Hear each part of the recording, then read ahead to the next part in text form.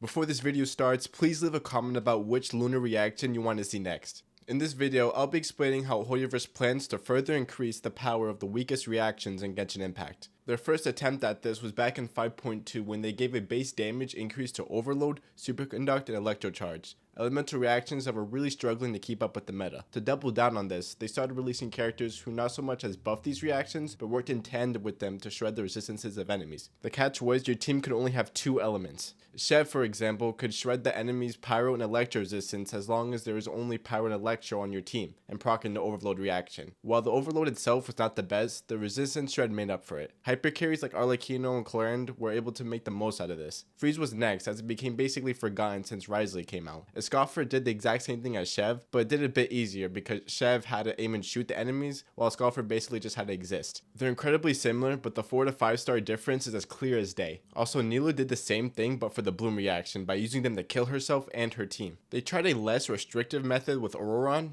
but his method was boring and not really game changing. It seems from here that Hoyoverse didn't really like this inflexible way of improving bad elemental reactions, so they decided to basically give up, get rid of it, rip an elemental effect from Imaginarium Theater, and put it on a Nifa, and call it Lunar Charged. Lunar Charged occurs if you have a Nifa on your team and procs the Electro Charge reaction. This reaction creates an AoE where enemies affected by Hydro and Electro will be hit by Lunar Charge damage. Lunar Charged is unique, and instead of scaling on just EM, it takes crit rate and crit damage into account as well. And Nifa definitely did improve Electro Charge teams by making them not Electro Charged. It's goddamn brilliant. Now I want to talk about how these lunar reactions could improve other bad reactions, because there's a lot of potential to be found here. Since the next upcoming 5-star is Denjo, let's go over the least used Denjo reaction by characters and teams, Burgeon. It's unlikely for her to have to do anything with burning since we already have characters for that, so we'll focus on Bloom. For some reason, Hoyoverse has refused to acknowledge Burgeon. Thus, its much stronger version, Hyperboom, usually takes a spot as the go-to Denjo reaction. Here are some of the ways it can get better. Straight up bigger and stronger, like Nilo's booms. Let them crit. Chain explosions increase the damage. Burgeon can blow up more than once, similar to Klee's bombs.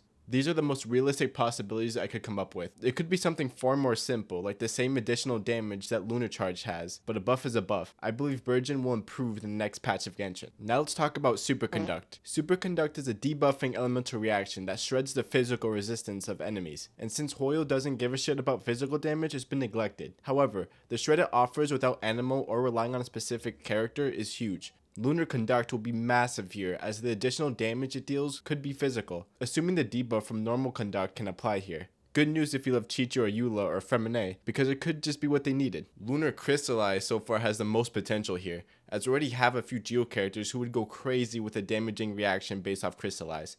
If Lunar Crystallized received the same treatment as Lunar Charged, the whole elemental meta will be flipped on its head. Navia might cease to function though if she can't get the elemental shards. But Abeto and Shiori might dish out massive chunks of damage, and Zhongli might not just be a shield bot anymore. Hell, maybe even just implement petrification onto another character, because Geo has a long way to go if it wants to keep up.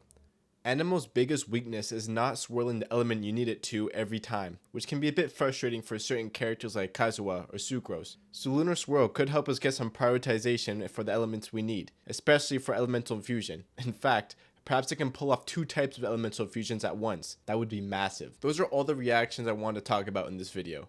Every other reaction seems fine right now, but these ones are really bad.